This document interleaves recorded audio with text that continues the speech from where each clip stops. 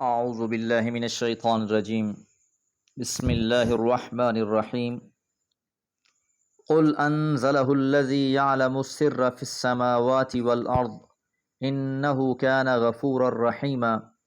وقالوا ما لهذا الرسول يأكل الطعام ويمشي في الأسواق لولا أنزل إليه ملك فيكون معه نذيرا أو يلقى إليه كنز أو تكون له جنة يأكل منها وقال الظالمون إن تتبعون إلا رجلا مسحورا انظر كيف ضربوا لك الأمثال فضلوا فلا يستطيعون سبيلا۔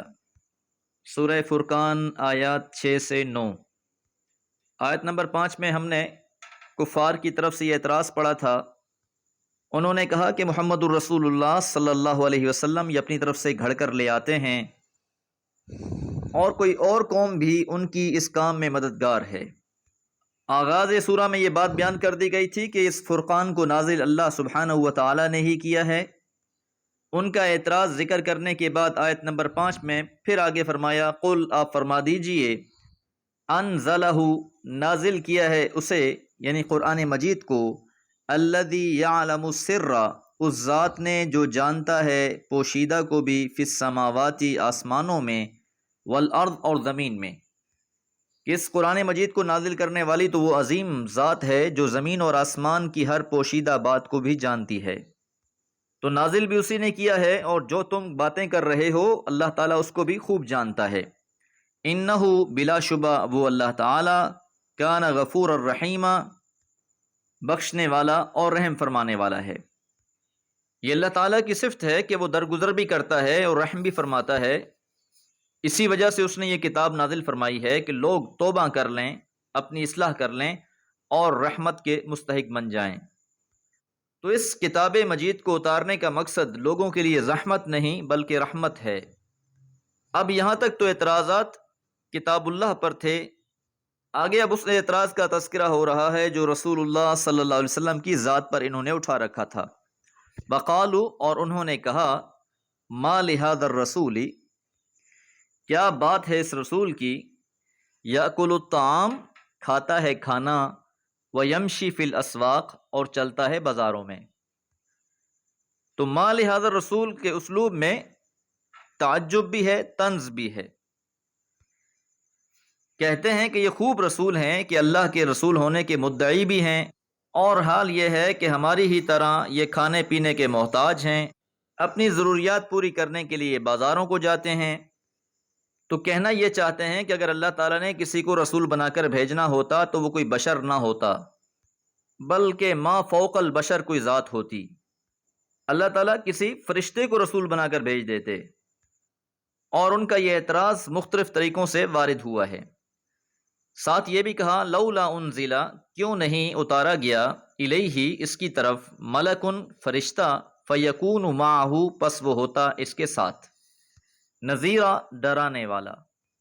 یعنی اگر اللہ تعالیٰ نے انہی کو پیغمبر بنانا تھا تو پھر اللہ تعالیٰ آسمان سے کوئی فرشتہ نازل کرتے جو رسول اللہ صلی اللہ علیہ وسلم کے ہر وقت ساتھ ہوتے اور آپ کے ساتھ وہ بھی لوگوں کو ڈراتے رہتے۔ اگلا اعتراض، او یلقا الیہ کنز یا اتار دیا جاتا ان کی طرف کوئی خزانہ، کہ آسمان سے بہت سا خزانہ ان پر نازل ہو جاتا اور اس خزانے کے ذریعے یہ اپنی ضرورتیں پوری کر لیتے۔ او تکونو یا ہوتا، لہو اس کے لیے، جنتن باغ، یاکل منہا اس میں سے کھاتے، یا تو ان کے لیے کوئی بہت بڑا باغ ہوتا، وہ اس باغ میں سے کھاتے پیتے اپنی ضروریات کو پورا کرتے۔ یعنی جس حال میں اللہ تعالیٰ نے رسول اللہ صلی اللہ علیہ وسلم کا انتخاب کیا ہے، جس حال میں آپ کو رکھا ہے، وہ انہیں برداشت نہیں۔ یہ تو اپنے ہی انداز سے رسول چاہتے ہیں۔ جس طرح بعض لوگ اللہ کو اپنی شرائط پر مانتے ہیں، اسی طرح یہ لوگ رسول کو اپنی شرائط پر ماننا چاہ رہے تھے۔ اور جو سب سے بڑی اور تکلیف دہ بات تھی وہ یہ تھی، وقال الظالمون اور کہا ظالموں نے، ان تتبعون کہ تم نہیں اتباع کرتے، نہیں پیروی کرتے، الا رجلا مگر ایک شخص کی، مسحورا جو سحر زدہ ہے۔ کہ جو لوگ ایمان لے آئے ہیں انہیں یہ طعنہ دیا جاتا کہ تم تو ایک سحر زدہ شخص کی اتباع کر رہے ہو، تم تو ایک ایسے شخص کی پیروی کر رہے ہو جس پر جادو کا اثر ہے۔